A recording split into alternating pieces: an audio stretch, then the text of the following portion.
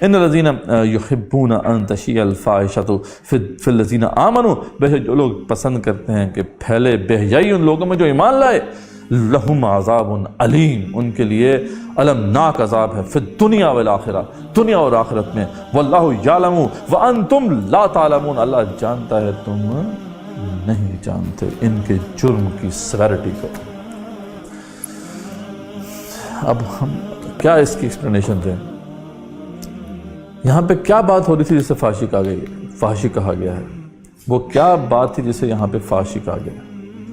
کسی نے زنا کیا ہے، اس کے بارے میں ایک افواہ ہے جو پھیلائی جا رہی ہے، ٹھیک ہے جی؟ جو لوگ ایسی بات کر رہے تھے وہ یہ سمجھ رہے تھے نا کہ کسی نے زنا کیا ہے، جو کہ غلط سمجھ رہے تھے، وہ جھوٹ انہوں نے سمجھا تھا، باطل تھا ان کا سمجھنا، لیکن وہ یہ سمجھ کے آگے بیان کر رہے تھے نا کہ فلاں عورت نے زنا کیا ہے۔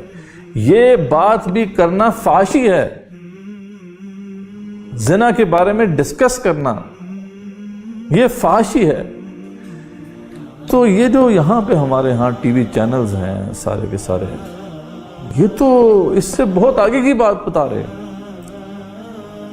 یعنی فحاشی کی جو ڈیفینیشن اللہ تعالیٰ نے سورہ بنی اسرائیل میں فرمائی تھی وہ کیا کہ لا تقربوا الزنا انہ کان فاحشہ، زنا کے قریب مت جاؤ، یہی فحاشی ہے۔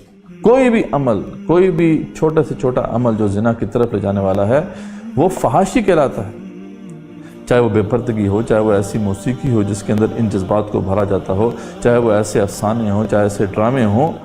یہاں تو کھلے عام لڑکا لڑکی کی محبت اور اس کے اوپر طرح طرح کے ڈرامے بن رہے ہیں اور طرح طرح کی جو ہے سیریلز چل رہے ہیں۔ پچھلے دنوں ایک بہت بڑا ڈرامہ، بڑا ہٹ ہوا ڈرامہ، اور ان کے جو وہ اسکرپٹ رائٹر ہیں وہ بڑے جسے کہتے ہیں عورتوں کے حقوق کے وہ علم بردار بن کے میڈیا پہ بڑے مشہور ہوئے۔ ان کے ڈرامے کے اندر یہ دکھایا گیا ہے کہ کس طریقے سے عورت جو ہے وہ بغیر کسی شادی کے، بغیر کسی نکاح کے کسی مرد کے ساتھ رہتی ہے، اس کے تعلقات ہیں، یہ چیز دکھائی جا رہی ہے۔ تو یہ زنا ہے، اور زنا کی طرف ترغیب دلانے کی تمام چیزیں ہیں، فحاشی ہے، اور یہ سب کی سب باتیں اللہ تعالیٰ فرما رہے ہیں کہ جو بھی لوگ پھیلانے کے در پہ ہیں اس وقت۔ اب صرف سمجھانے کے لیے یہ بات میں نے بھی کیا گیا، اب یہ جو بات کر رہا ہوں یہ بھی بہرحال اتنی ہی بس کر سکتا ہوں میں، اس سے مزید کہنا بھی جو ہے یہ مناسب نہیں ہے۔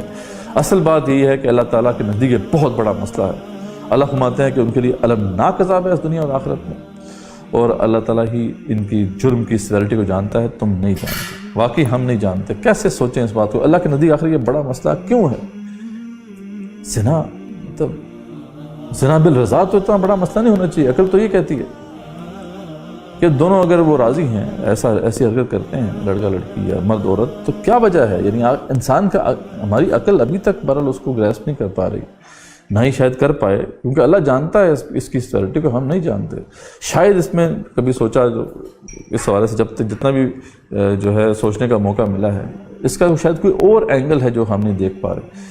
وہ شاید یہ ہے کہ اب اللہ عالم، اگین یہ صرف سمجھنے کے حوالے سے ایک کوشش ہے، اصل بات یہ ہے کہ اس میں عقل حتمی فیصلہ نہیں دے سکتی، لیکن شاید جو ہے جو کچھ میں سوچا ہے آپ کے سامنے رکھ رہے ہیں اس حوالے سے، کہ شاید اس کا جو ایسپیکٹ ہے وہ یہ ہے کہ اللہ تعالیٰ نے اس دنیا میں انسانوں کو پیدا کرنا ہے، ظاہری بات ہے اللہ تعالیٰ کی مشیت ہے کہ انسانوں نے اس دنیا میں آنا ہے، لیکن یہ ہے کہ اللہ تعالیٰ نے اس کو مشروط کر دیا ہمارے ایک ایکٹ سے، ہمارے ایک عمل سے۔ اب ہم جب وہ عمل نہیں کرتے تو وہ اللہ کا وہ جو حکم ہے اس کے اندر ایک خلل پڑتا ہے، اور جہاں پہ زنا عام ہو جاتا ہے وہاں پہ پھر جو ہے افزائش نسل کم ہو جاتی ہے۔